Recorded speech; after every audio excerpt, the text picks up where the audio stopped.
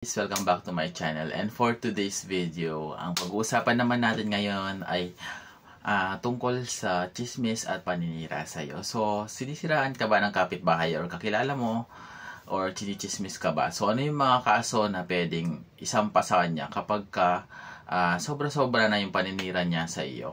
So, marami pong mga kaso yung chismis, no? Pwedeng halimbawa, kung ikaw ay naaasar na tungkol doon sa pagchichismis niya or kahit na hindi naman siya ganun kabigat. So, pwede natin makaso dito ay unjust vexation. Usually, ito yung mga laging binabanggit na mga abogado natin. Isa sa mga sikat na kaso na pwede nating i-file. So, ang unjust vexation, base po yan kung gaano kabigat yung nagiging paratang or nagiging pagsalita, paggawa na hindi maganda sa iyo dahil yung parang nakakainis, parang ganon. So, disclaimer lang po na hindi po ako abogado. Ang sasabihin ko po dito ay based on my research and based lang din sa aking kakayahan or sa aking nalalaman dahil based lang din po ito sa experience ko at nakapag-file na rin po tayo ng kaso about dito. So, meron din naman tinatawag na paninira sa social media. So, kapag sa social media po tayo siniraan, meron pong possibilities dyan na, for example, pwede nating i-screenshot or idala agad natin yung report na yon or yung pinost nila sa cybercrime. So, anong gagawin ni cybercrime? So, i-check mo po nila yan kung may paninira doon, and then pwede nilang kunin yung link doon sa system nila para mag-serve as evidence nyo po. So, kung masama po or hindi maganda yung paninira, so papasok po yan doon sa tinatawag nilang cyber libel. Dahil ito po ay nasa kumbaga digital po nangyari. Nangyari po yan sa social media, no? So, paano naman kapag dinuduro ka, minura-mura ka, no?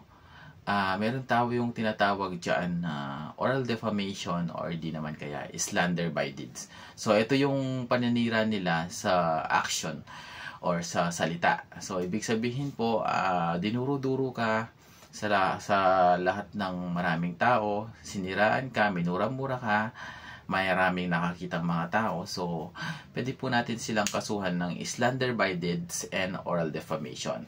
So, paano yung process po nito kapag nagkaso tayo? So, doon po sa cyber libel, pwede po tayo, kung sa social media po yan, sa cyber libel, pwede tayo, and then papasok po yan doon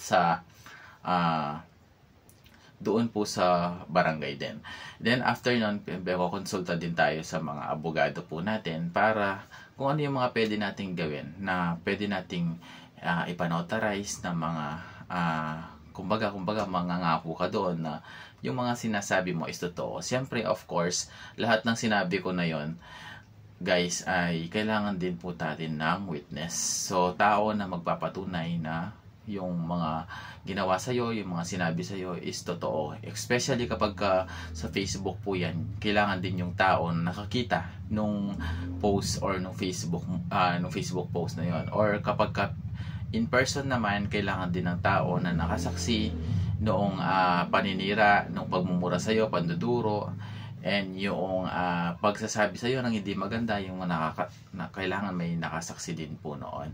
So, papatawag nyo ngayon po sa barangay, and then mag-hearing po kayo ngayon, and susubukan po kayong pag-ayusin sa Tagalupon, Tagapamayapa, and after that, pwede na po kayo manghingi ng certificate to file action kung hindi po kayo magkasundo sa barangay. And the certificate of file action po is pwede ninyong magamit sa korte para makapag-file na po kayo ng kaso tungkol dito sa taong ito na sinisiraan ka. And then doon po ay attach po natin yung mga documents natin and ipapa-assess po natin yan sa abogado natin kung yun nga ba ay mga malalakas na ebidensya.